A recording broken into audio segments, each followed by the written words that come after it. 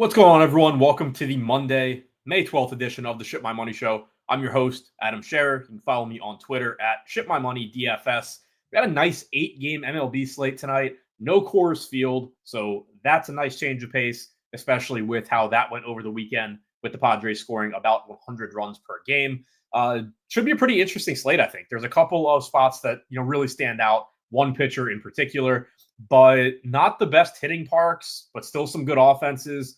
Not a ton of great pitchers, but a lot of good pitchers. I think slates like this are really fun where there's not necessarily one or two just quote unquote can't miss spots. There's a bunch of spots that kind of have pros and cons to them. So we're going to talk through all of that during the show, going game by game as usual, using the Run the Sims projections that you see on the screen. As a reminder, you can sign up for those projections now using the link in the description below. Also, use the promo code UTAMLB. You can see it at the bottom of the screen. Get 10% off of your MLB package. That offer is available through May 31st. That includes the full MLB projections package, the fully detailed projections that you can download, use however you want. It also includes the abbreviated version, the Draft Caddy version that you see on the screen right now. This is available if you are someone that just doesn't play enough volume that it makes sense for you to subscribe to the full package. You don't need the full projections, but you still enjoy DFS. You want to play. It's only $10 a month. It overlays the projections directly onto your DraftKings lineup page. So it's useful for hand building lineups. It's useful for late swapping lineups and all of that stuff throughout the night. This is included as well in the full projections package. So if you want all the data, you can sign up. It includes this. If you just want this, though, it is available as a standalone option as well. Same link in the description below, and that promo code applies there also.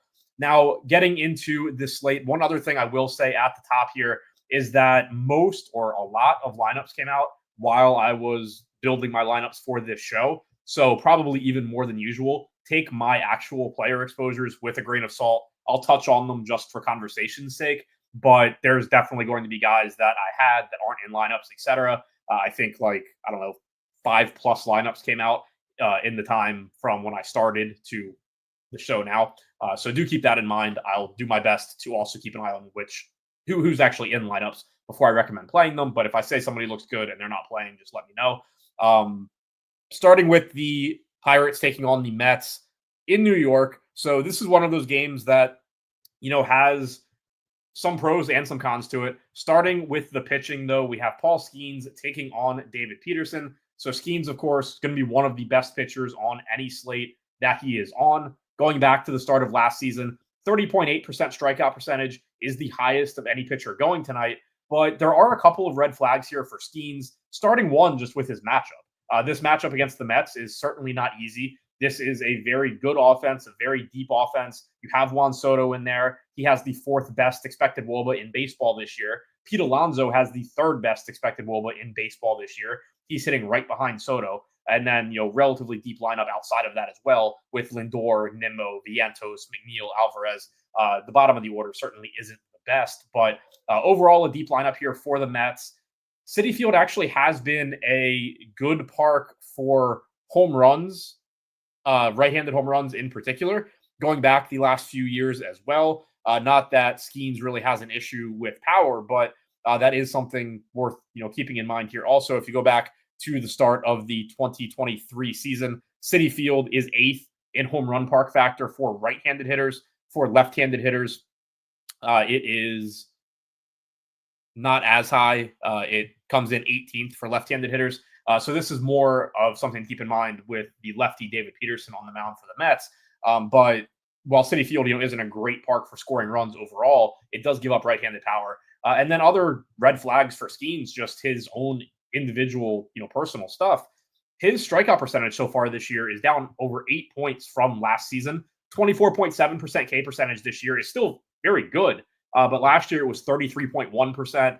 His stuff plus grade is actually a little bit higher this year at 109.5 compared to 108.5. Fastball velo down a little under 1 mile per hour. The big reason that I mentioned the drop off in strikeout percentage isn't that I think, Skeens is not elite anymore or anything like that. Still has like a 2.5 expected ERA. But you have to keep in mind the way that salaries are created has to do with historical data. And so when you have Skeens as somebody that, last year was striking out 1/3 of the hitters that he's going to face, if he's only going to strike out a quarter of those hitters now, he's probably going to be a little bit overpriced just based on what he's done in the past and based on his name value. And then, you factor in the matchup here against the Mets. So I do think Skeens is a good play. I'm getting to a lot of him. He's getting about 24% ownership. I would have about 36% if the slate started right now. So those negatives aren't enough to deter me from getting to him. I still think he's probably the second best pitching play on the slate.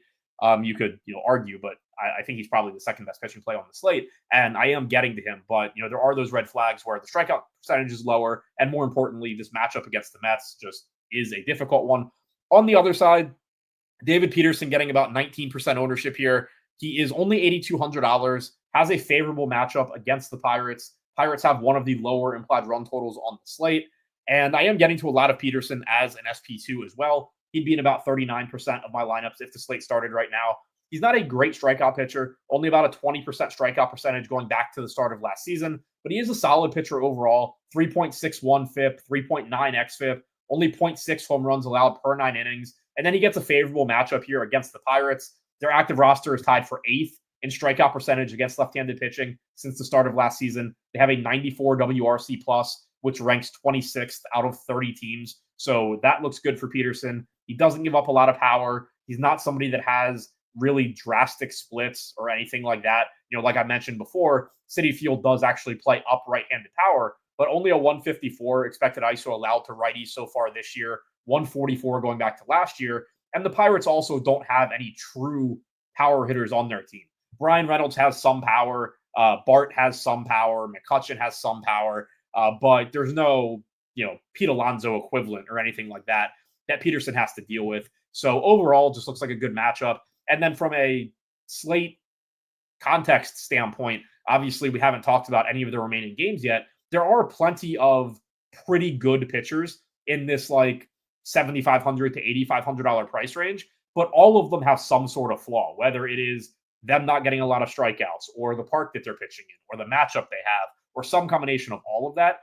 There are things that I can point to for any pitcher and say, I really don't like this aspect of it. Peterson's actually probably of that group, the one that I have the least concerns about. Again, not to say he's a great pitcher or it would be shocking if he doesn't have a good start. That's not what I'm saying at all. But I'm okay getting over the field here just because I do think he's the one that I prefer out of the group of pretty good but not great kind of mid-range SP2 options that you have on this slate. So I am getting to a lot of pitching in this game. Generally, that's going to mean I'm not getting to a ton of bats, but I am actually getting above the field on the Pirates, it looks like, as well. They're not getting much ownership here. 6% projected ownership coming into Joey Bart is the high mark on the slate. And as I mentioned, this park does play up right-handed power. Bart does have some of it. Catcher is, as usual, not a very deep position today.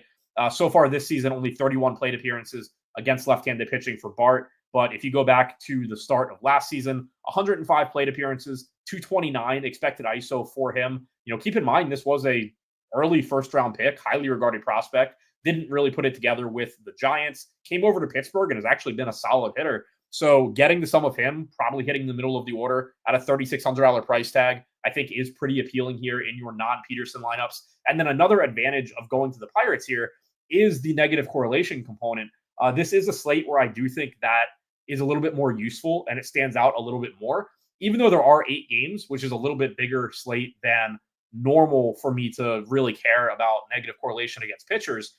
When you have so many pitchers that look very, very similar, and also so many offenses that look very similar in terms of upside, implied run totals, projection, however you want to look at it, the correlation then, negative correlation then does kind of come back into play a little bit more, because you kind of think of it in terms of like, okay, I have this lineup where I have 2 pitchers that are not David Peterson, and then I have, lineup A that has the hitters going against a 20 or whatever he was percent on Peterson, or lineup B that projects very similarly and doesn't have hitters against him. At that point, you're just going to prefer lineup A because you are kind of getting that added ability to vault to the top of tournaments by knocking off 1/5 of the field if your hitters do well, in addition to them being low owned. So I think you will probably see that. I haven't looked at my exposures across the board, but I'm expecting, I'm seeing that with the Pirates. I'm expecting I'll see it with Miami going up against a pretty popular Colin Rea in Chicago, even though there are issues with that game as well. I wouldn't be surprised to see it in a couple of other spots as well, but I do think it just makes sense from a strategy standpoint on this slate. So I am getting the Bart at 17%. That would be my highest owned Pirates bat. And then I'm getting like 5 to 10% McCutchen, Reynolds, DeBrian Harris, guys like that are cheap, have some upside. My night isn't going to revolve around them, but in specific lineups, they do make some sense. Bart is my top hitting play from the Pirates right now, though. And I think it makes a lot of sense given the price tag, the position, his skill set, etc. On the Met side, going up against the Skeens, 11% Juan Soto for me. That's around 2x the field. He's only projected to get around 6% ownership. I don't have a lot to say there. Paul Skeens is obviously great. I'm not predicting that anybody has a good game against Paul Skeens. But Juan Soto, also great, in case you haven't noticed. And more importantly for Soto, he's still only $5,100. I've mentioned it on shows previously, but Soto's expected WOBA this year will be the third best of his career. He hasn't lived up to it so far. He's been unlucky, but his actual results are pulling down that salary to $5,100, which is a very cheap price tag for Juan Soto when Juan Soto really isn't actually struggling. And then on top of that, I mentioned this with Tyon the other day, but this is another matchup where Paul Skeens doesn't walk a lot of guys. And kind of the biggest flaw, for lack of a better word, in Juan Soto from a DFS standpoint is that the dude just walks. If you don't throw him strikes, he will just go to first base. And obviously, you're not paying $5,100 for him to get 6 points across 3 plate appearances because he walks 3 times. You're paying that for the power upside that he offers. Skeens is likely to work in the strike zone. He'll trust his stuff. He'll challenge Soto. And so that does increase the upside of Soto actually doing damage as opposed to just getting to first base. So I do like that. Beyond that, though, I'm not really getting much of the Mets. Francisco Lindor in 3% of my lineups is my next highest owned hitter there. Next, we have the Nats taking on the Braves in Atlanta. Grant Holmes is on the mound for the Braves. Jake Irvin is on the mound for the Nats. Starting on the Nats side, I am not getting to Jake Irvin, which is good. I didn't want to be. He does have some pretty drastic red flags this year as far as pretty much anything that you look at in his performance. His stuff plus is down from 98.6 last year to 94 this year. His strikeout percentage in 48 innings pitched is down from 20.3% to 16.8%. His fastball velo is down nearly 2 full miles an hour from 93.9 miles per hour to 92. And then he's got a tough matchup here against the Braves. The Braves' active roster so far this season, middle of the road in terms of WRC plus and strikeout percentage, but we know the talent in this lineup. We know how good they're likely to be by the end of the season. I would bet money that, the Braves from this point on are better than they were from day one to now. Very similar to like when we talk about the Orioles. So overall, not a good matchup for Irvin, and he has frankly just not been good this year. So I'm not getting to him, which is cool with me. Grant Holmes on the other side will be getting some ownership. I'll touch on that more when I get to the Braves, but I am getting to some Washington bats against him. And I think this does in part have to do with the ownership that he's likely to get. Holmes is priced in the low 7K range and does project as one of the better cheap SP2 options at 7,400. So he is going to be relatively popular, and he's not a great pitcher. He's decent. So I am getting to some of these Nats bats. Luis Garcia, 23% of my lineups at about 9% projected ownership. He's only $3,500. He's batting 5th. Now, we have a limited sample on Grant Holmes going back to last season. He has given up more power to righties than lefties, which is not ideal for Nat stacks because most of their good hitters are left-handed with the exception of Dylan Cruz, but they are still good enough / cheap enough, depending on which ones we're talking about, that I am still interested in them. But again, Holmes does have a 23% K percentage against lefties since the start of last year, only a 129 expected ISO. So far this season, a 134 expected ISO. So he has been reverse splits. He throws his curveball 28% of the time to lefties. He's had success with it. But also, I think we can take advantage of the cheap price tag here on Garcia. Second base is not a very good position at all tonight. And Luis Garcia is so cheap because of really bad luck so far this year. 119 plate appearances against right-handed pitching. He only has a 288 WOBA and a 128 ISO. Both of those numbers are terrible. But his expected WOBA is 345. His expected ISO is 172. He's been pretty unlucky. So you do have some power upside there. You have stolen base upside in Garcia as well. So I do like him as a value option at second base. I think that he's underpriced. And he's getting some ownership, but nothing too crazy. If we look at stolen base projections here, you can see a pretty reasonable stolen base projection for him and for James Wood, and then higher for CJ Abrams and Dylan Cruz as well. Jacob Young will run a little bit too, but not as interesting as those other guys. Abrams and Wood, I'm above the field on both of them also. $4,800 price tag on Abrams, getting 8% ownership. I'm getting to about 18%. James Wood showing up in about 15% of my lineups at 10% owned. Again, these are two left-handed hitters. You don't prefer that side of the plate against Holmes based on what we've seen so far, but they're still very good hitters. They're both sub 5K. They give you stolen base upside in addition to power upside, and you get some negative correlation against Holmes. Keibert Ruiz showing up in 9% of my lineups.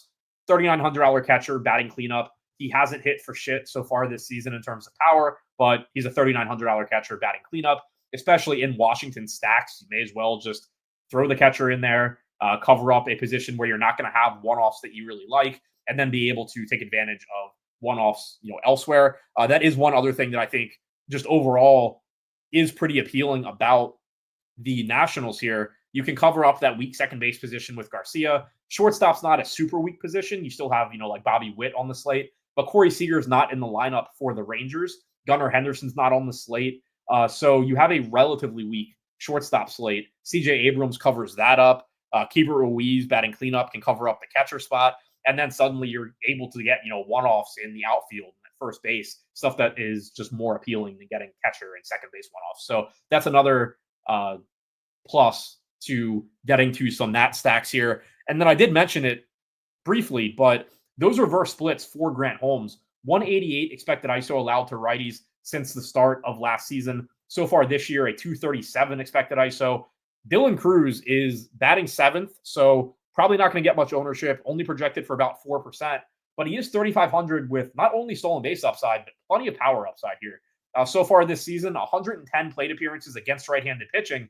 He's another one that not quite to the extent of Luis Garcia, but a 276 WOBA and a 178 ISO against right-handed pitching this year, compared to a 355 expected WOBA that is like 80 points higher than his actual, a 235 expected ISO that is like 50 points higher than his actual, and then the pedigree, obviously, that comes with Dylan Cruz as well. I really like Dylan Cruz as a contrarian play here, whether it's a way to further differentiate your Washington stacks, or even as a mini stack, or even a one-off. Like if you need a $3,500 low-owned outfielder, yeah, batting seventh isn't ideal because it just limits your plate appearances. But you're not going to find many guys in this price range at low ownership that have the same combination of home run and stolen base upside that Dylan Cruz gives you in tournaments. So I did want to mention him as well. I'm about 2x the field on him.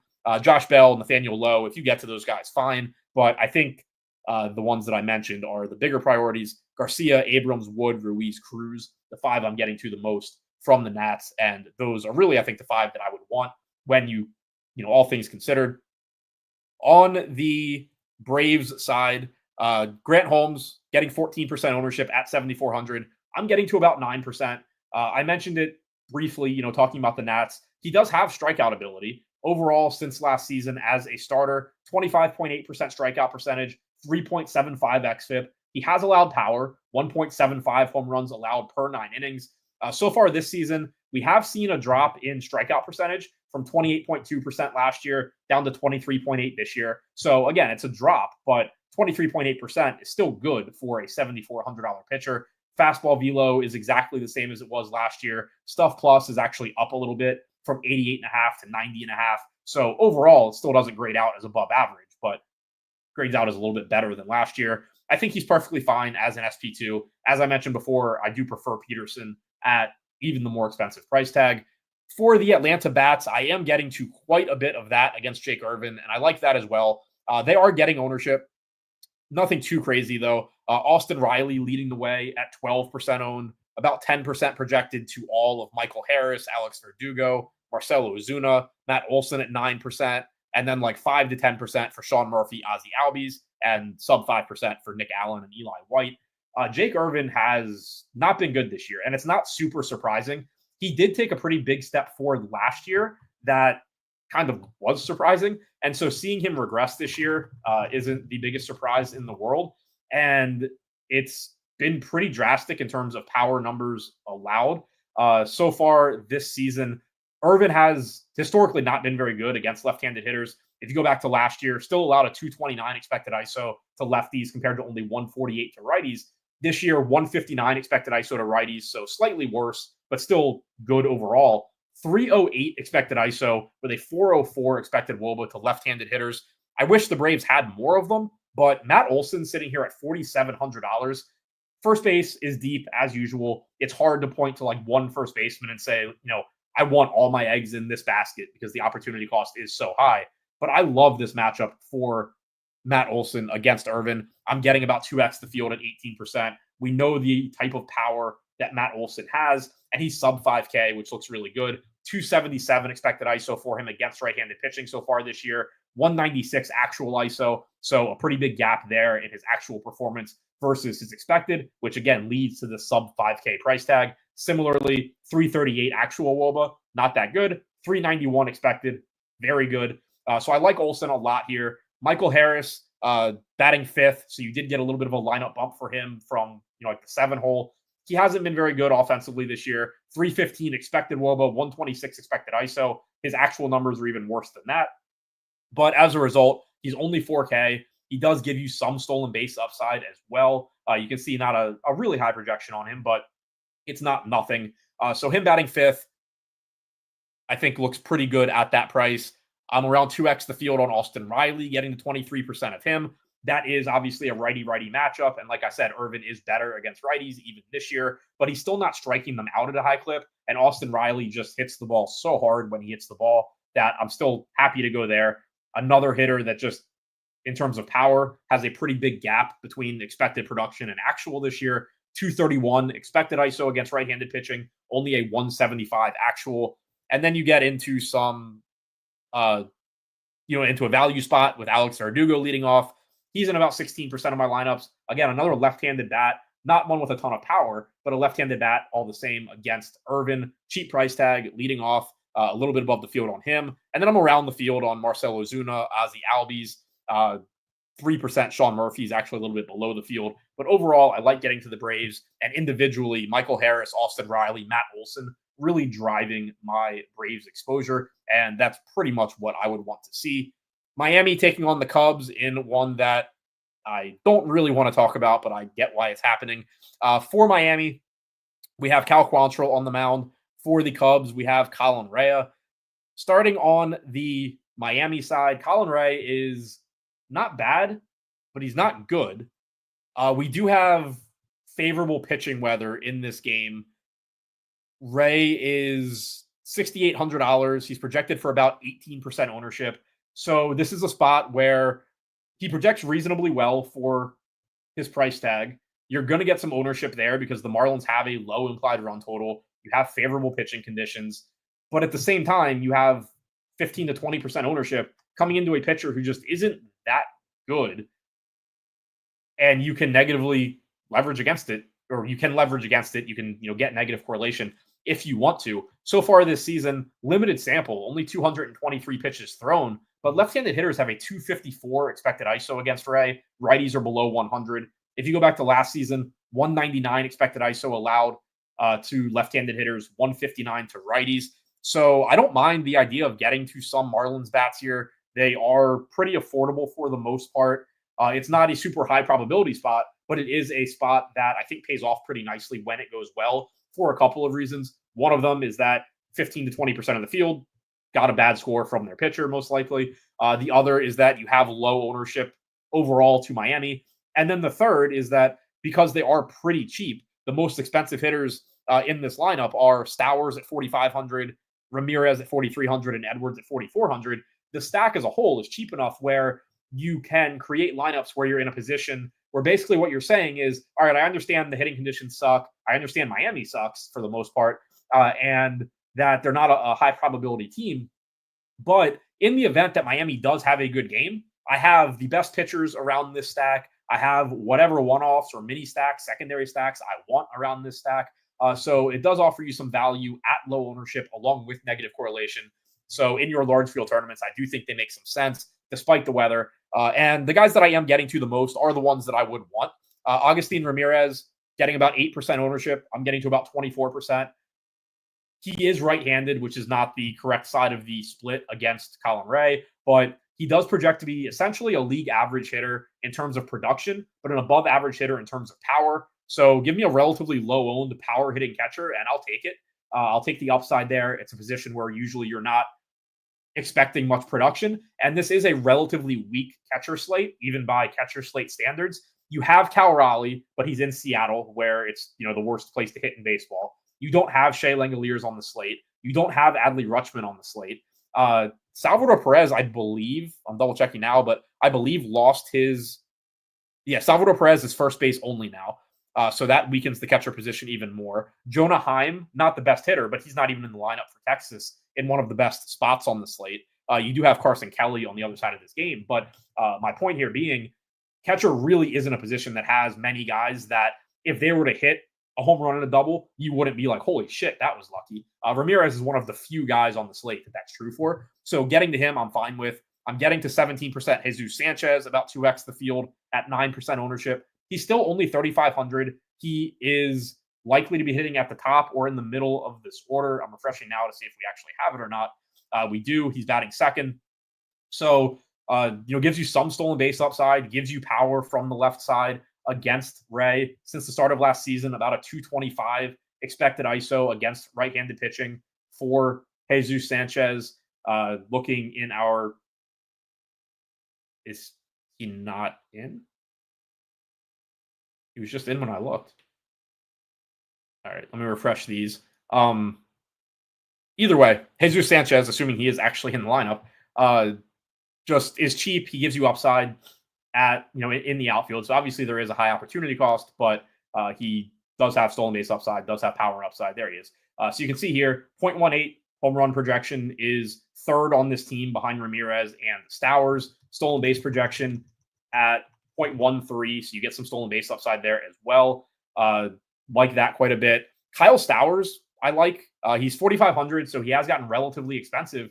But again, he's just one of these guys that I think gets a little bit overlooked because nobody wants to stack Miami, so it's not going to pull up Kyle Stowers for them. You can find any number of good outfield one-offs. Nobody's going to single in on Kyle Stowers, but he was a good power hitting prospect when he was with the Orioles. Has a lot of swing and miss, but the power numbers have held. Since the start of this season against right-handed pitching, Stowers has 111 plate appearances. He has a 413 expected WOBA and a 294 expected ISO.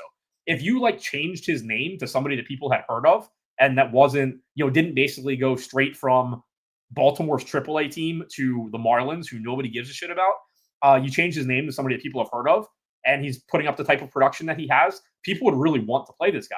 Or if you put him just in the middle of the order for a team that people wanted to play as a whole, people would be flocking to $4,500 Kyle Stowers with the way he's been hitting the ball this year. But because he's on Miami and because he's not a household name, you can just get him at sub 5% ownership against a pitcher that gives it up to left-handed hitters. Again, you do have the wind blowing in from center field here. You do have temperatures in the 50s. It's not ideal hitting weather, but that does pull down the ownership as well because it pulls down the total for the game. And we know that drives a lot of projections across the industry. So I like Stowers for a variety of reasons. Xavier Edwards, I'm not getting a ton of. I only have 5%. But as you can see on the screen, he does have one of the higher stolen base projections on the slate. He is third in this game, but that's a lot because there's a lot of stolen base upside in this game.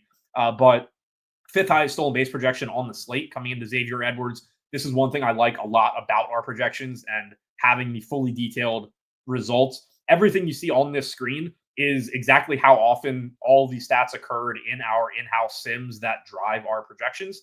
So if you're hand building lineups, I think it's great. Or if you're just trying to, double check player exposures and make sure that you're getting to guys that have ceilings instead of just looking at somebody, and saying, oh, well, they project for 8 points. How does that really compare to somebody that projects for 7.8 points? Like in baseball, it's the same thing. You can actually look and say oh, this guy's got a really high stolen base projection. I know that means he has a higher ceiling than somebody whose points are driven by a bunch of singles, like Luis Ariz or something. So that's something I really like about having these projections. You can see it here. Even though he's not the best hitter in the world, he doesn't hit a lot of home runs. He has virtually no home run upside. he does have a very high stolen base projection. So you know that you're getting some upside there. Again, I'm personally not getting a lot of him, but he does have that stolen base upside. I'm getting some Eric Wagaman at 3,300. He is not in the lineup, so I will no longer be getting to him at 3,300. But I was. Connor Norby, I was getting some of. He's not in the lineup. So I will say that this is a spot where I think I probably still get to Ramirez, Sanchez, and Stowers, but my overall Miami exposure probably does take a little bit of a hit because the other pieces that I wanted to stack aren't in the lineup. There's no Wagaman. There's no Connor Norby. This lineup gets pretty bad pretty quickly after those top four guys. Matt Mervis, Ronnie Simon, Derek Hill, Liam Hicks, and whatever Graham Pauley. So I might actually end up getting to a little bit more Colin Ray than I have when I ran my lineups. And similarly, I may lose some of that Miami. But individually, I do still like Sanchez, Ramirez, Stowers quite a bit. Going over to the Cubs side, I didn't have any Colin Ray when I built these lineups. Again, I might end up with more now. He's getting 18% ownership. He has a solid point per dollar projection. The projection I used when I ran these lineups was about a half point lower than our current projection, I believe, because I didn't have that Miami lineup yet, and it is not good. So that is something that maybe gets Ray into a little bit more lineups for me. But overall, I think the general idea behind Colin Ray is about the same. He has a solid median projection. He's pretty volatile because he's not good, but the weather conditions are favorable. And the matchup here is favorable, especially now that we've gotten the lineup that we got. So I can't fault anyone for going to him. But at the same time, I don't mind just not really having him. And then hopefully he doesn't put up a game that you have to have. I think it's very similar to when he faced the Giants. I think it was his last start, actually. It was a similar spot. Like the weather was good for pitching in Wrigley. The implied run total on the Giants was low. So people were playing Colin Ray. And I just found other ways to go, including stacking the Giants. And it ended up working out as far as Ray didn't have a very good game. The Giants actually scored 1 million runs, but most of it didn't come via the homer. But he's just not the type of pitcher that you're overly concerned about him putting up a big game. Can he? Obviously. But, you know, if Paul Skeens is getting ownership and I'm not playing Paul Skeens, obviously I'm terrified. If I'm not playing like Michael King today, I'm terrified. Somebody like Colin Ray, if he goes out there and scores 30 fantasy points and I can't win without him, you know, it is what it is. I can find plenty of cheap bats that, you know, offset the cost between like David Peterson and Colin Ray. But I don't want to talk anyone off of Ray. Like, I think he is fine.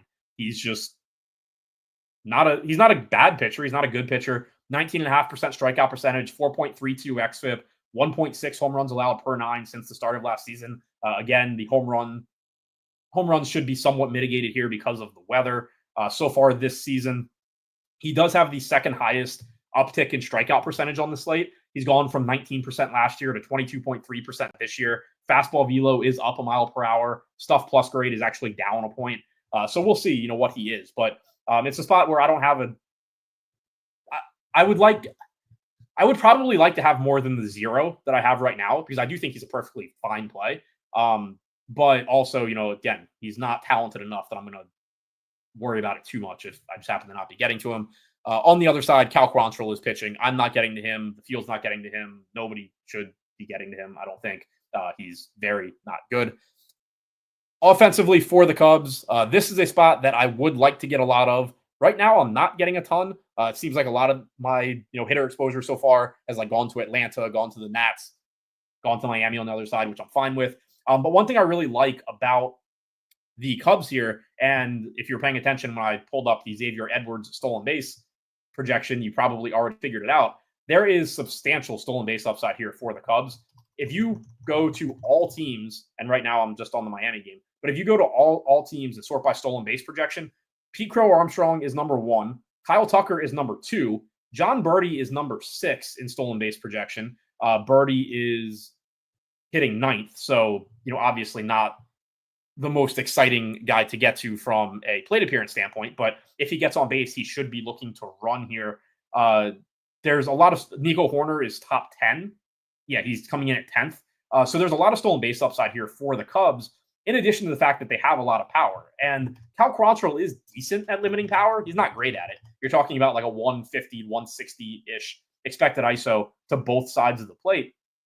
But And you also have, the wind blowing in. But if these guys get on base, they're likely to be able to steal as well off of Quantrill. So I do think that all looks good. As far as who I'm getting to, I am over the field right now on Nico Hoerner. He's batting sixth. Again, second base is not a very good position today whatsoever. He's only 4,100. He gives you stolen base upside. So I like that a lot. Pete Crow Armstrong gets the lineup bump, batting leadoff.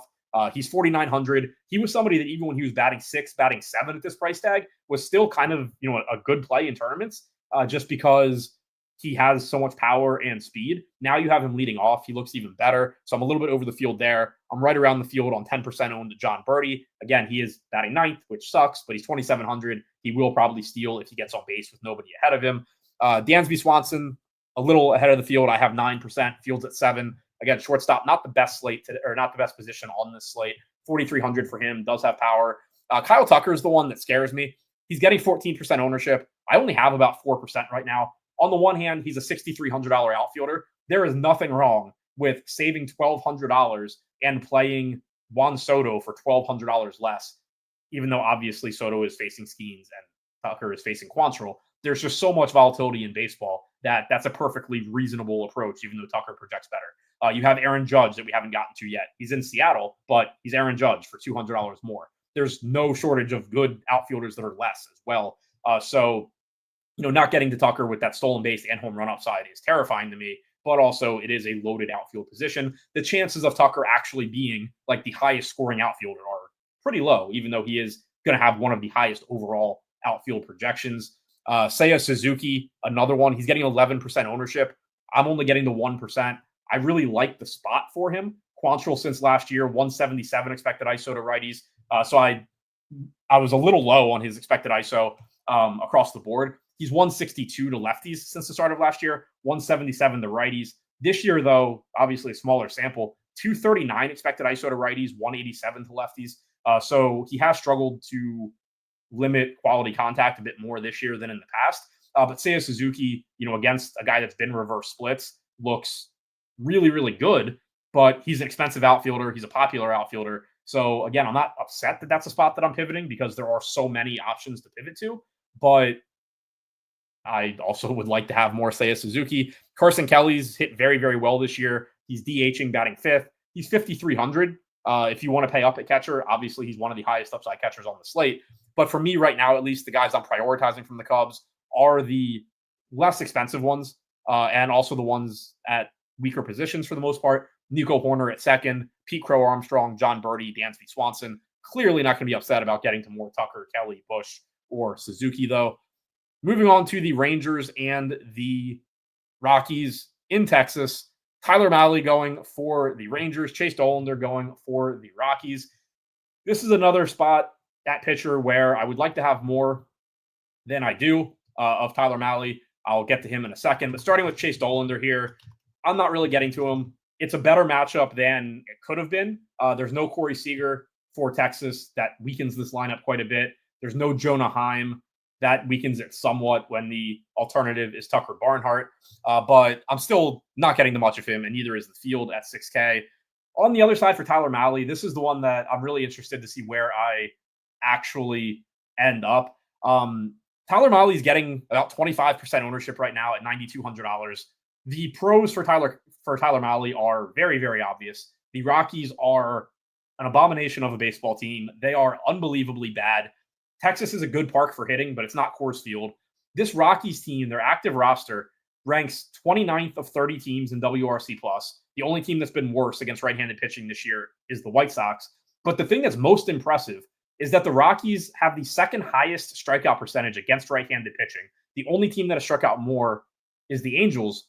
But the Rockies play half of their games in Coors Field, which is one of the most difficult places in baseball to strike out. And they still strike out more than almost any team in baseball. Like strikeout percentage, WRC Plus is park adjusted. So it factors in that they play half their games in Coors Field and their stats are going to be inflated. Strikeout percentage is not park adjusted. You should not be close to leading the league in strikeouts when you play half of your games in the place where it is the hardest to strike out. But the Rockies still managed to do it. So all of that clearly makes Tyler Mahle look very, very good. And also if you look at Mahle so far this season, still not striking out anywhere close to what you would want or what he did back when he was healthy with the Reds. but he has gone from an 18% strikeout percentage last year to 19.5 this year. Stuff plus has gone from 83.7 last year to 91.8 this year.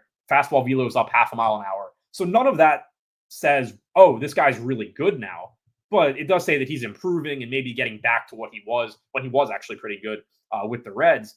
The negative here, though, is all those good things I just mentioned, you're paying for at high ownership. Because Tyler Mahle, just from a talent standpoint, is not a $9,200 pitcher.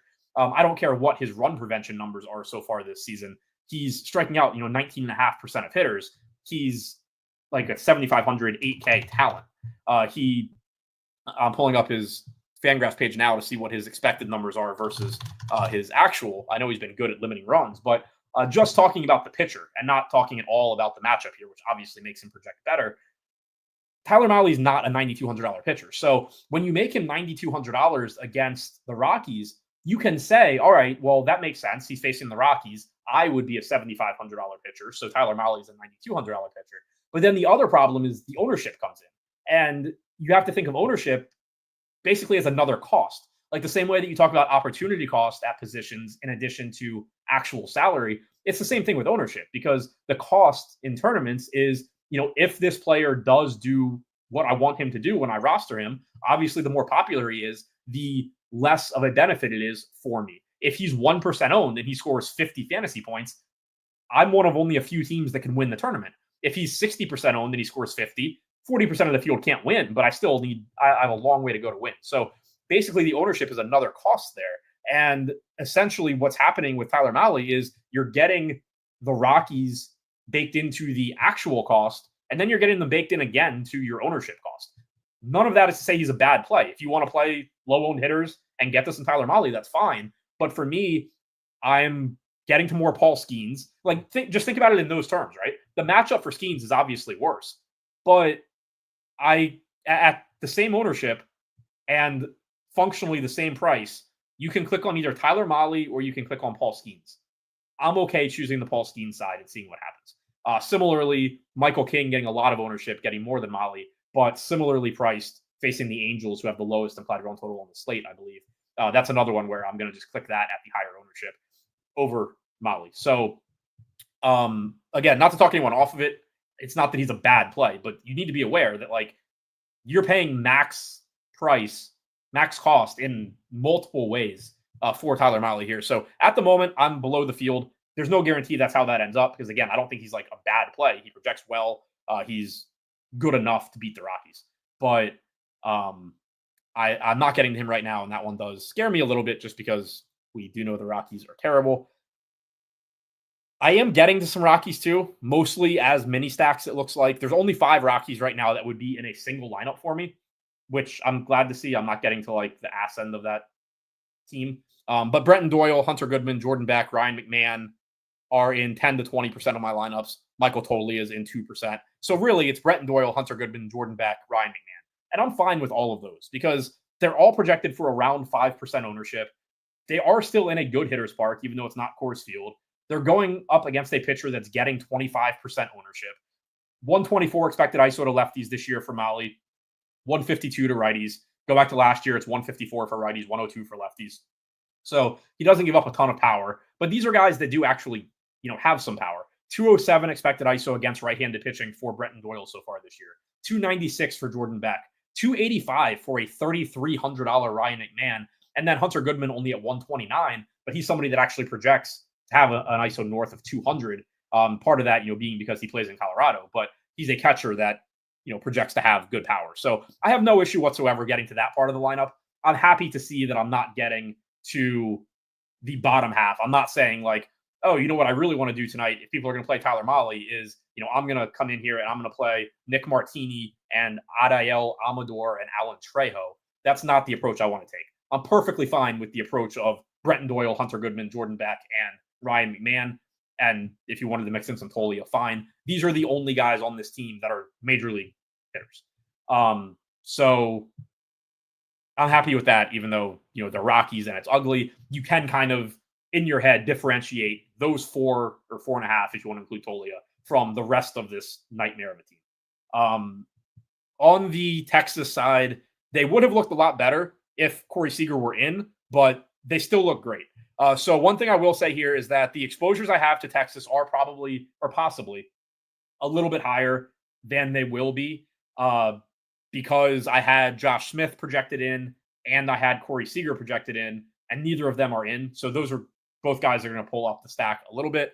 But either way, this is a very high upside spot for Texas, and they're very, very inexpensive because in some cases they've been unlucky this year. In one case specifically, Jock Peterson, they have forgotten how to hit entirely, but have a track record of being able to hit. So probably start again sooner than later. Chase Dollander is a quality pitching prospect. If he were in another organization, he probably would be good sooner than later. Because he's on the Rockies, I assume we'll be talking about him in 5 years as somebody that strikes out 16% of hitters and sucks, because that's what happens to every single pitcher that they draft.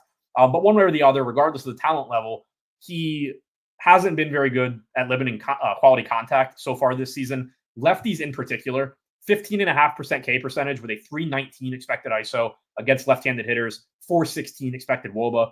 Righties have struck out 23% of the time, but they still have a 373 expected WOBA and a 268 expected ISO. So Marcus Semien, second base, again, a pretty weak position. He's getting 14% ownership. He's only $2,900. He hasn't been good this year, and his expected numbers aren't good either, but they're at least better than what he has put up that has led to him being priced at $2,900. He has a 232 WOBA and a sub 100 ISO and 124 plate appearances against right-handed pitching this year. His expected numbers are 313 and 154, respectively. Again, those are not good, but they're not $2,900 bad when you're talking about somebody that is hitting fifth on a team that has a 5.5 implied run total. Jock Peterson, similarly, I mentioned him, 2,600, first base only, which hurts from an opportunity cost standpoint. He has been terrible this year. 108 plate appearances against right-handed pitching, 279 expected WOBA, 145 expected ISO. His actual numbers are even worse, but very long track record of being a good hitter. Probably figures it out sooner than later or just, gets cut.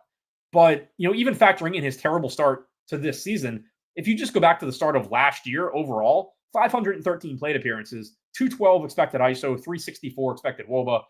And it's kind of like the opposite of what I was saying with Tyler Mahle, where, or kind of the same thing, just in the opposite direction, where like Tyler Mahle is priced up because of this matchup. Jock Peterson at $2,600 is fully capturing that Jock Peterson has hit unbelievably bad this year. So you can pretty comfortably, not comfortably in the sense that like he's guaranteed to have a good game tonight or anything, but you can pretty comfortably say that you're getting some value when somebody with Jock Peterson's track record as a hitter is batting third at almost minimum salary on a team with a 5.5 implied run total and a park that's good for home runs and an advantageous matchup. There's at least some value here, if not a ton of value, depending on exactly, what is wrong with him. So I'm still getting to a lot of Jock. I'm getting a bunch of Wyatt Langford at 5,200. I saw someone earlier ask why he's so expensive. He's probably a little bit more expensive than he should be. Like, he shouldn't be $100 more than Juan Soto ever against anybody, but he still gives you power upside. He still gives you stolen base upside. And in a spot where his team's likely to score a lot of runs and he's batting second, I'm still getting to a lot of him. Again, I was getting to Smith and Seager, can't get there anymore.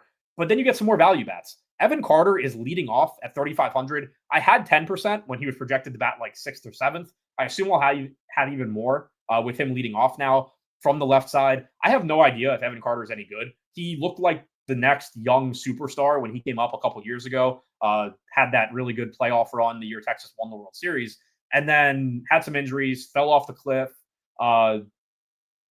and hasn't been great. But at the very least, he has raw power and stolen base upside. And at best, he just steps right back into what he was doing a couple years ago. He's 3,500 leading off here. He looks really good. Josh Young, same kind of thing, 3,400 batting 6th. He is right-handed, so you don't have that platoon advantage against Dollander. But Josh Young does still have power, and he's just cheaper than he should be. So I like getting to Texas a lot here. Adolis Garcia, 4K in the outfield, looks good as well. Again, righty, but does have power, does have stolen base upside. And Garcia was another one. If you look at his expected numbers versus his actual, so far this season, 296 actual WOBA, that's since last year. So far this season, against right-handed pitching, 312 actual WOBA, 204 actual ISO, 380 expected WOBA, and a 280 expected ISO. So again, a big gap there. He should probably be more than 4K. So across the board, you just get a really cheap Texas team. I would not be surprised at all if in higher buy-in, smaller field stuff, you see ownership on Texas much higher than it is in large field stuff, because I think that they kind of just cover every base. Like, they project really well on a point per dollar standpoint. They have a lot of power upside. They have stolen base upside. The rest of your lineup, like if you think about, they have a similar implied run total to the Cubs, right? Think about what the rest of your lineup looks like around a $2,900 Semien, $2,600 Peterson, $3,400 Young, $3,500 Carter, and then like either Wyatt Langford or Adolis Garcia, compared to a $5,600 Suzuki, $6,300 Tucker, $4,900 Armstrong. Like, those are all good plays, but when you pile them together, you are weakening what you can do elsewhere in your lineup. And so like this might be another reason too that I'm not getting that much Colin Ray, for example. The more Texas I play, the more I can play Michael King plus Paul Skeens plus David Peterson, like some combination of those three.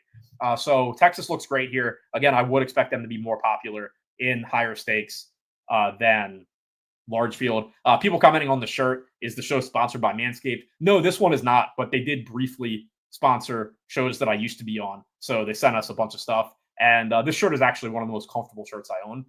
So it gets worn a lot.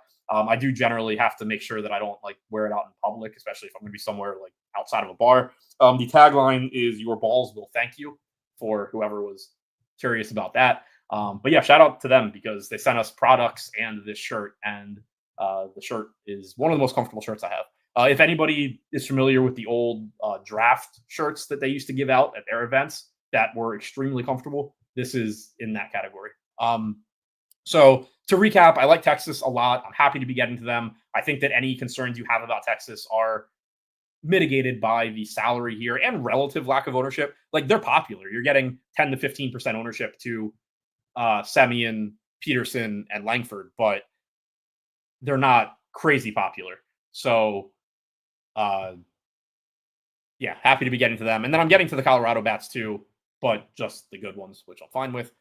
Kansas City taking on Houston. In Houston, Michael Wacha for the Royals, Ryan Gusto going for the Astros. I'm not getting to either pitcher right now. If I were to get to one, it would probably be Michael Wacha first. The matchup against the Astros for Wacha is okay. They're 13th in strikeout percentage against right-handed pitching this year. They are 15th in WRC+. Jose Altuve is back in the lineup. So the top of this order is relatively solid. Pena, Altuve, Paredes, Walker, Diaz. Then you get Caratini, Myers, DeZenzo, Smith. So not the best bottom of the order. Michael Wacha is an okay pitcher. In the context of this slate, he is pretty much the same as most of the other mid-range guys. He's only 7,900, 20.5% ownership, 4.16 xFIP, sub 1 home run allowed per 9 innings since the start of last season. So far this year, his strikeout percentage has gone from 21.2% down to 18.5%. Stuff Plus has dropped about 2 points as well. But again, if you want to get to a little bit of him, he's getting around 8% ownership. Nothing wrong with that. I just happen to not have much or any right now, but that could easily change. Gusto on the other side, I think, is a more difficult sell. $7,500 price tag is not super cheap. Kansas City's a tough team to strike out, although you are getting them outside of their home park where they do strike out a little bit more, but still not an easy matchup for him. He, I assume, isn't going to be super limited here. His last appearance was out of the bullpen, but 2 appearances ago, he started. He threw 90 pitches. Now you have Hayden Wesneski on the injured list. So Gusto is back in the rotation. I assume he's relatively good to go, but I'm not getting him in this spot. Both these teams have implied run totals around 4.5. Starting on the Kansas City side, offensively, Bobby Witt Jr. is the priority here, as he pretty much always is. Gives you a ton of home run upside, gives you a ton of power upside. You can see, or ton of stolen base upside, rather. You can see the high stolen base projection for him. You can see the high home run projection. We don't have any real data yet, obviously, on Ryan Gusto and his ability to prevent stolen bases. Generally, stealing bases is going to come off the pitcher more than the catcher, and we don't have that on Gusto yet. But Yainer Diaz has been surprisingly terrible at preventing stolen bases so far this year. In the past, he's actually graded out as above average at preventing stolen bases. So maybe this turns around. But so far this year, there have been 31 attempted stolen bases against Yainer Diaz when he's catching. 27 of those have been successful. So at the very least, you're probably going to see Bobby Witt Jr. looking to run. You're probably going to see India and Michael Garcia looking to run. So I'm getting to 26% Witt, only 12% projected ownership. Maybe that ownership number comes up once I rerun stuff for no Corey Seager, but because that obviously weakens the position. But Bobby Witt Jr. looks great. I'm getting a little above the field, 13% projected ownership to Jonathan India. I'm getting to 17%. Not a great power hitter or anything like that, but he's $3,100 and he has third base and outfield eligibility, so he's easy to fit into lineups. Also, while Kansas City is an average to above average park for scoring runs, it's not a good park for hitting home runs. Houston is. Going back to last year, 6th in home run park factor. If you go back to the start of the 2023 season, 12th in home run park factor. So it is a better park for home runs for these Kansas City bats. Michael Garcia, second base and third base eligibility at 4,500. I'm right around the field there at 10%. Salvador Perez loses some value because of only being first base eligible. But I do want to mention with him, and I've mentioned it previously as well. I mentioned it in today's deep dive article too. If you're not aware, that is up on the Run the Sim site. I'm writing that most days. I'm writing it when I have time. Just going game by game and giving my thoughts on everything. But I mentioned it in there. I don't remember the exact numbers now. It's in the article, but there's like 165 qualified hitters in baseball right now. And Salvador Perez ranks like 130th in actual WOBA. He ranks 19th in expected WOBA. He has a higher expected WOBA this year than James Wood, Vladimir Guerrero, Bobby Witt Jr. Like, he's, in terms of quality of contact, been one of the best hitters in baseball. And he is $3,700 with not much ownership. Again, I get it because he's only first base, so he's competing with plenty of good power hitters. But you're getting the park upgrade in terms of home runs. You're getting this guy that's been hitting the shit out of the ball, just hasn't had any results to show for it. And I do like getting to him. Pasquantino at first base, getting a bit more ownership. So that's an issue with stacking Kansas City in general, is that you cannot play the 3 and 4 hitter together on DraftKings. You can on FanDuel, but on DraftKings, you cannot, obviously. But Pasquantino, I think, looks fine. Perez looks fine. Combined, I have like 18% ownership to them. I have about 9% apiece. Michael Massey as a value option at second base. If you just want to punt the position and you don't want to take on Marcus Semion's ownership, Michael Massey is about half the ownership of Semien, so you can go there. So I think Kansas City looks okay, but primarily for me, it's Witt and India, and then mixing in some Garcia, some Perez, some Pasquantino, and some Massey. Power said all the games on the slate are to the right of his eyes. I didn't see what anybody said, but yeah, the game, it's to my left, but on the screen, I guess, yeah, it would be to my right. Yeah, I have my player exposures and everything on the monitor to the left, if anybody was questioning why I keep looking away. On the Houston side here against Waka, doesn't give up a ton of power, does generally give up a little bit more power to right-handed hitters than left-handed hitters. Nothing that stands out as a real priority for me here. Yainer Diaz, Jeremy Pena, Christian Walker would be the guys I want to get to the most. Isaac Paredes, I've mentioned it as well. This park is built for where he hits home runs. He really doesn't have very good expected power numbers this year or going back to last year. But when he does do damage, it's generally on fly balls pulled right down the left field line, which in Houston is good. But Diaz, Pena, Walker are the bats I'm getting to the most here against Waka, but nothing that looks like a priority there. Yankees are taking on the Mariners in Seattle. Emerson Hancock for the Mariners, Clark Schmidt for the Yankees. And I am getting to some Clark Schmidt here as an SP2. And this is one that I certainly don't feel good about. He's $7,500. He does have some red flags so far this year in terms of his production so far. He has only struck out 21.5% of hitters. Last year, he struck out 26.3%. His stuff plus grade last year was 106.8. So far this year, it's only 100.1. He has only thrown 20 innings so far this year. He missed the beginning of the season because of injury. So hopefully those numbers just improve. He also hasn't had, this is a really big point, I think, in terms of his strikeout percentage being down. This is something you always want to look at. I just mentioned, that he's only struck out 21% of hitters or whatever. He's had 4 starts this year. He has faced the Royals, the Guardians, the Blue Jays, and the Padres. If you look at where those teams rank in strikeout percentage against right-handed pitching this year, the Royals are 30th, the Padres are 29th, The Blue Jays are 26th. The Guardians are the most favorable strikeout matchup that Clark Schmidt has had, and they strike out at the 21st highest rate in the league. So you shouldn't read too much into the drop-off in strikeout numbers. Now, Seattle ranks 19th. So this is, at least to date, another tough strikeout matchup for him. Seattle, remember, last year was a very good strikeout matchup.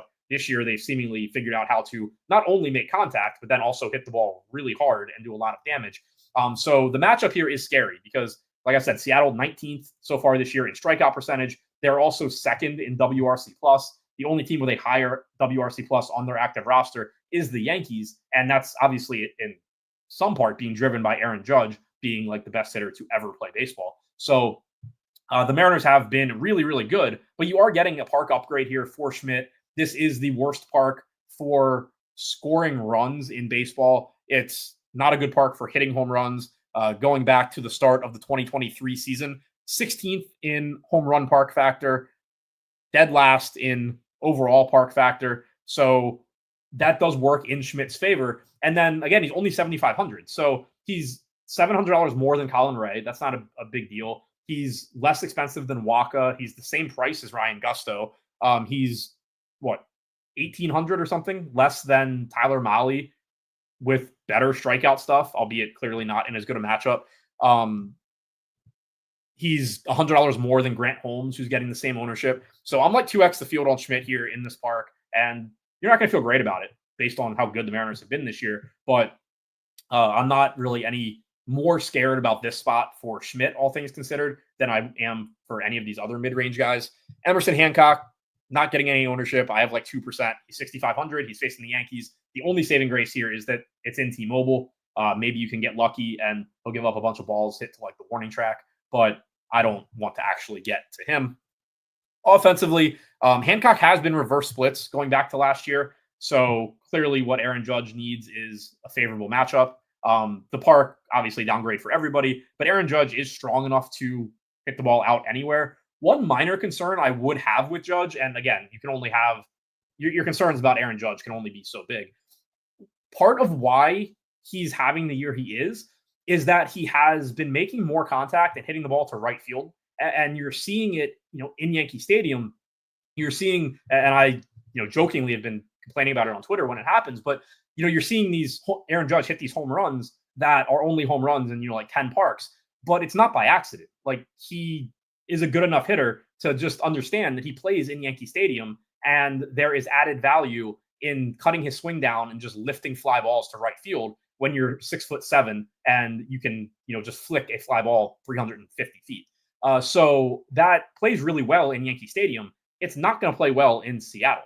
Again, that's not to say that Aaron Judge can't just hit it out to dead center. He can and probably will. But part of the reason his numbers are as good as they are is him fully taking advantage of Yankee Stadium, which obviously he cannot do when he's not playing in Yankee Stadium. But very, very small concern aside, obviously Aaron Judge is great. That being said, 14% ownership. I only have 4 or 5%. It's the same thing as Kyle Tucker. I would like to have more. Hopefully I do. But at the same time, there's 100 good outfield plays, and Aaron Judge is the most expensive of them. But obviously he's great if you can get there. And again, strong enough, obviously, to hit the ball out of Seattle. Trent Grisham is my highest owned guy from the Yankees. Still only getting the 5%, though. 4,500. He's getting 10% ownership. So the Yankees right now, pretty much getting 5 to 10% ownership with the exception of Grisham and Judge, both at 10 to 15%. I'm 5% or less across the board. I would not have an issue if I got to more Yankees, but you are getting a big park downgrade for them, in Seattle. It's not a bad matchup against Hancock, but he does generally give up more power to righties than to lefties. Since the start of last season, 227 expected ISO to righties, only 127 to lefties. So far this year, 178 to righties, only 104 to lefties.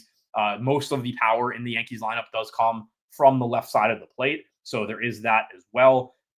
Not to say, again, that, Bellinger, Rice, Grisham can't do damage, but there are some things working against them here. And if I have to choose, I'd rather be getting, there's more guys that I want to get to, on the Cubs. There's more guys I want to get to at their prices on the Rangers, on the Braves. So those are the other teams, that have a similar implied run total to the Yankees. If I have to give up some of the Yankees and hope they don't go crazy, so be it.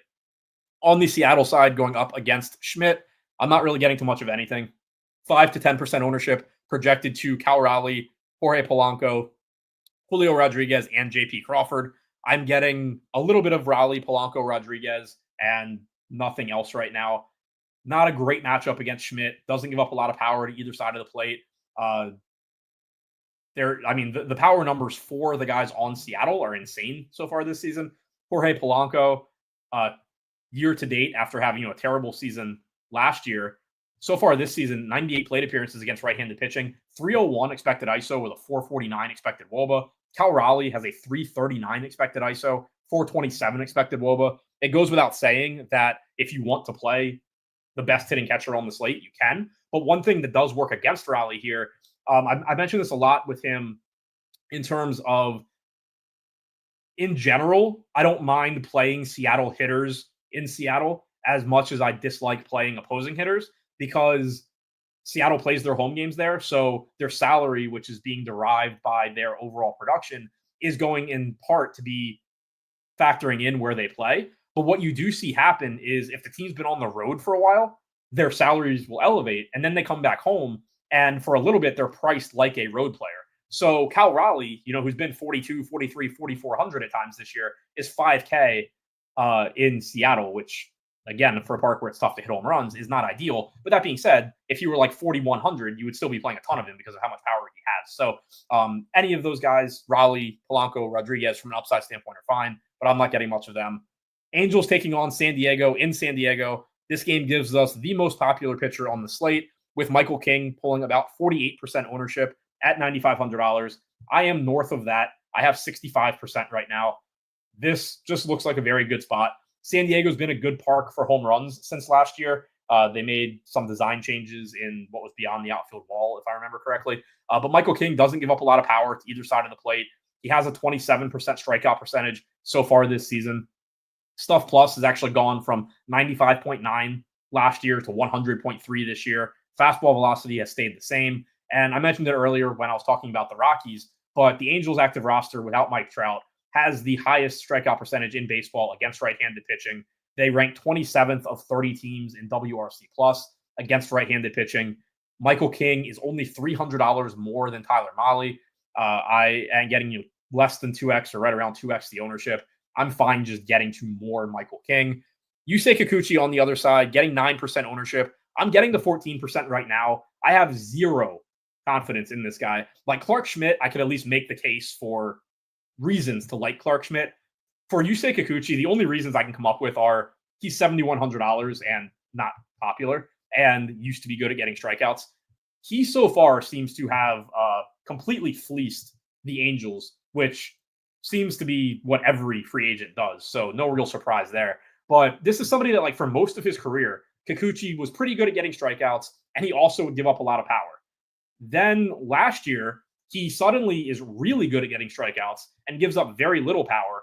And then now he gets to the Angels, he gets his deal, he doesn't get strikeouts, and he gives up nothing but power. So chances are you see that even out at least a little bit, and he just kind of gets back to what he had been in the past, which is a volatile pitcher that gives up a lot of home runs and gets some strikeouts. But so far, strikeout percentage this year down from 28% last year to 21% this year. Average fastball velo is down 1.1 miles an hour. Stuff Plus grade is down from 103.9 to 94.2, almost a 10-point drop there in his first 42 innings pitched this year. He's been really bad. And then on top of that, you get this Padres lineup that is very difficult to strike out. They got Jackson Merrill back. He's batting cleanup. Lefty-lefty, but Merrill hits left-handed pitching perfectly fine. Cronenworth is back. Again, lefty-lefty, but just another quality bat in that lineup. Tatis, Arise, who's impossible to strike out. Machado, Bogarts, difficult strikeout guys. There's nothing about this matchup I like for Yusei Kikuchi. I think it is simply saying, if Colin Ray's going to get twice the ownership, I'll play a little bit of Kikuchi. But personally, I prefer getting to Ray. Like, if I were just building lineups by hand or telling you who I'd rather play, it's Colin Ray for $300 less. But Kikuchi is getting half the ownership. He was good at one point in his career. So hopefully I lose some of that. But, at the end of the day, if I get 10 to 15%, it's not the end of the world. Offensively, I certainly do not expect to be getting to the Angels here, and I am not. 3% Zach Neto would be my highest owned Angels bat against King. On the Padres side, 5% projected ownership coming into Machado. I have 7%. 7% coming into Tatis. I have 5%. Those are the only two Padres I'm getting to. I really wouldn't mind getting a little bit more given how bad Kikuchi has been so far this year. His expected power numbers allowed since joining the Angels, 168 expected ISO to righties. His expected power numbers haven't been terrible. 168 expected ISO to righties, sub 100 to lefties in a very small sample. 168 to righties. Okay, no, sorry, it didn't load correctly. Since last year, 168 expected ISO to righties. This year, 227. He hasn't given up power to lefties, but righties have done damage. So, I wouldn't mind getting more Tatis, Machado, Bogarts. You could go to Elias Diaz at catcher as well, but I'm not getting much of them right now, and I haven't had any real issues with the hitters I am getting to elsewhere, so I can't complain too much. And then finally wrapping this one up, in San Francisco with two pitchers that are the definition of mediocre, Justin Verlander taking on Merrill Kelly in the park that is the worst for scoring runs over the last couple of seasons. I'm not getting much of either one. I do think, honestly, I would kind of like my $7,100. Actually, I don't know. The Diamondbacks are really good. I don't think $7,100 Kikuchi is actually all that different from 7K Verlander. It's kind of the same play where you're just hoping to run good at low ownership and a cheap price tag. Same thing for Merrill Kelly. There are some strikeouts in the Giants lineup, and the park is good, but Merrill Kelly is not particularly good. All that being said, 5% projected ownership to both Verlander and Kelly. I don't have any right now, or I have 1% Verlander, no Kelly right now. Perfectly fine if it stays that way. Perfectly fine if I get 5, 10% of either one of them. Offensively here, I do think that the Diamondbacks are interesting in the way that they match up. Justin Verlander, he's really weird. This was an issue last year, and it's carried over so far this year as well. Stuff plus grade is really good. He's continuing to show well above average stuff despite being 100 years old. 106.3 stuff plus grade last year, 106.6 this year. Hasn't translated to strikeouts or good performance in general. 18.7% K percentage last year. It's up to 19.7 this year, but that's still obviously not good. Fastball velo is up a mile per hour this year, but still just not getting great results. Since the start of last season, 4.68 FIP, 4.92 xFIP, 1.4 home runs allowed per 9 innings. Most of his issues have been with right-handed power, both last year and this year. This year, 262 expected ISO to righties. Since last year, 183. The idea of Eugenio Suarez is really interesting to me. He would be my highest owned Diamondback right now, but still only in 7% of my lineups. He has been phenomenal this year. 129 plate appearances against right-handed pitching, 355 expected ISO, 387 expected WOBA. This park, again, not good for home runs, but I would be interested in getting some Suarez either in mini stacks or as a one-off. Gabby Moreno is cheap at 2,900, has some power upside at catcher. Corbin Carroll, Ketel Marte, goes without saying, those guys can do a lot of damage. Josh Naylor has power upside, but is a first baseman. But so overall, I'm not getting to a lot of the Diamondbacks since there are other offenses I really like, and this park does mitigate home run power. But just from a pure talent standpoint, I do think you can make a case for the Angels against Verlander. And then on the other side, I'm not getting to much of the Giants either. I do think they're kind of comparable to the Diamondbacks. They're not as talented, but Merrill Kelly also not a particularly good pitcher, although he should benefit from pitching in this park, given that he gives up a lot of power, and this park will help to limit it. 221 expected ISO to lefties since the start of last year, 202 to righties, 253 to righties this year, 198 to lefties. You do have power in this Giants lineup. So far this season, 229 expected ISO for Willy Adames, 224 for Chapman, 265 for Elliot Ramos, Mike Yastrzemski from the left side at 186. So there are guys with power upside here, and those are the four that I'm getting to: Adames, Ramos, Chapman, and Yaz. But I'm sub 5% on all of them right now. If this were in a different park, I would really like the Giants and I would really like the D-backs, but this park does kill home run upside quite a bit. So to recap everything that I talked about, starting with pitching, right now, I can sort this by, yes, we have this sorted by fantasy points. I feel like this Clark Schmidt projection probably comes down a little bit, by the way. We'll see. But for me right now, my highest owned pitchers are Michael King, David Peterson, Paul Skeens, and Clark Schmidt. My highest owned catchers, Agustin Ramirez, Joey Bart. If he's in the lineup, somebody just said the Pirates lineup is really bad. Joey Bart batting cleanup. And Hunter Goodman. At first base, Jock Peterson, Matt Olson, Salvador Perez. At second base, Marcus Semien, Luis Garcia, Nico Horner. At third base, Austin Riley, Josh Young, Ryan McMahon. At shortstop, Bobby Witt, C.J. Abrams, and Dansby Swanson. In the outfield, Michael Harris, Wyatt Langford, Brenton Doyle, Jesus Sanchez, Alex Verdugo, James Wood, Kyle Stowers, Jordan Beck, Pete Crow Armstrong. Some pretty solid outfielders there. Not getting to the guys at the very top, though, like Aaron Judge and Kyle Tucker right now. Maybe that opens up a little bit later. From a stacking standpoint, overall, Texas, Atlanta, KC, Miami, and Washington. Reminder that both Texas and Miami have very different lineups than I used when I built my lineups. Miami, I would like to fall off a bit because they're missing two hitters that I was getting a lot of. Texas, I would still like to get to. They're weaker without Seager and Heim, but there's still plenty of guys in that lineup that I like. Atlanta, KC, Washington, I think all look pretty good. From a five-man stacking standpoint, it was Texas, Washington, Miami, Atlanta, KC. Again, especially in five-mans, Miami probably drops off. My guess is that now I have more like 2 and 3 mans from Miami with some combination of Sanchez, Stowers, Ramirez, and then I just like pretend nobody else on that team exists. But that's all I have for this one. Thank you for checking out the show. Don't forget to hit the thumbs up button, subscribe to the channel, and sign up for Run the Sims MLB projections using the link in the description below. Thanks again, and I will be back here again tomorrow.